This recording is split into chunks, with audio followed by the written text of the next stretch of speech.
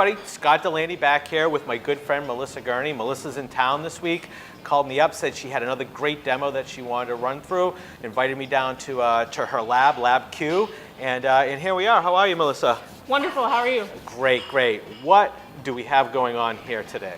All right, so we've got cups, which represent storage systems. Okay. And we have liquid in the cup that represents the data. The information.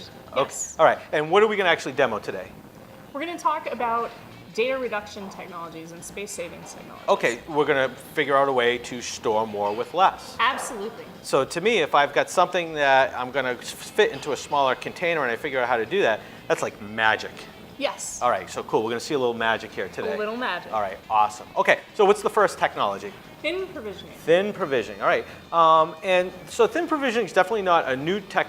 How the heck did you do that? Magic. Wow. So thin provisioning, not a new technology, been around for a while, but for folks that don't kind of live in the storage world, what is it? How does it actually work? Well, we present, say, 100 gigs of capacity to a host. Okay. What we do with that capacity is we write nothing. Okay. And we wait for the host to write the data. Okay. And whatever the data gets written is how much capacity it takes up on the array. Okay, so we're basically going to tell the host he has 100 gigabytes, but we're not going to really give him the 100 gigabytes until he actually writes the data out to it. Absolutely. Okay, and that's a pretty mature technology. That's something that all of our users take advantage of today, right? Absolutely, and nobody ever writes the full 100 gig. Correct, right, and the space efficiency can vary, but sometimes it can be incredible, especially if you have users out there that ask for a lot of capacity up front, but they don't grow into it until a couple of years. Exactly. All right, cool, I get it. So what's the next technology? Let me put the umbrella back in there. Just in time. Oh, okay. Snapshots. Snapshots, shots. Oh, I remember the snapshots. So remind us again, what are the snapshots and how do they work? Snapshots look like full copies of the data. Okay, they look like full copies of the data. Yes, they look like full copies of the Okay. data, but they point to the original data. But they point. So they're kind of Right. like faking the application out to making it think that it has its own copy, but it really doesn't. The storage is kind of doing this magic stuff underneath the covers to make it think it does without actually having to allocate the space in order to do that. Absolutely, and in the all-flash systems, Yep. that's zero performance penalty, so no compromise. Well, that's pretty cool. Now, I think about the application guys, and you think about copy data management, and it's not uncommon for a database admin to need 5, sometimes 20 times the amount of space to be able to do things like testing and development, training, even to make things like backups, right? Absolutely. So this is a huge, huge way to be able to save space, being able to create these magical snapshots. Yes. Okay. The magical snapshots. All right, so what else do we have? Compression and deduplication. Data reduction. Data reduction. All right, so we hear about compression, we hear about dedupe. Break it down for us. What's the difference between the two? How does dedupe work? Dedupe's easy.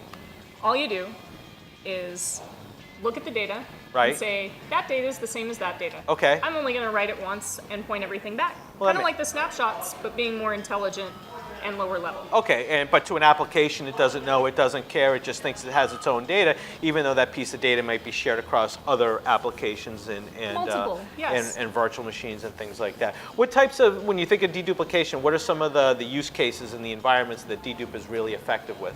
Super and VMware environments and VDI, Okay. SAP. Okay, yep, hear that all the time. All right, and what about compression? How does compression work, and how is that kind of different than what dedupe is? Compression changes the footprint of the data and makes it smaller. Okay. So you write a bunch of ones and zeros Right. to a storage system. Yep. What it's doing is it's taking away the zeros and just writing less.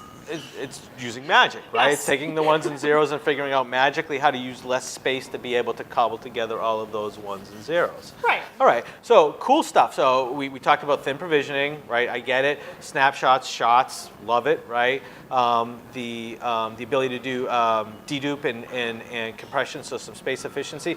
But when I think about kind of the host level of the application, I think I have this much, space and I've got this much data that I'm storing, but I'm actually only storing this much space.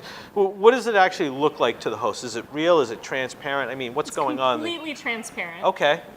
The goal really Yeah. is to only store the data you need to store Okay. and nothing else. Okay. So the data actually didn't change. Okay, it didn't change. It's still going to fill the first cup. That is total magic. Total magic. Awesome. Well, this was another great demo here at LabQ. Thank you for Melissa for having us come down. Can't wait to see what the next one is going to be. But we have these lovely beverages here. So thanks for joining for this latest demo. And I'm sure we'll see you again real soon. Thanks. Okay. Cheers.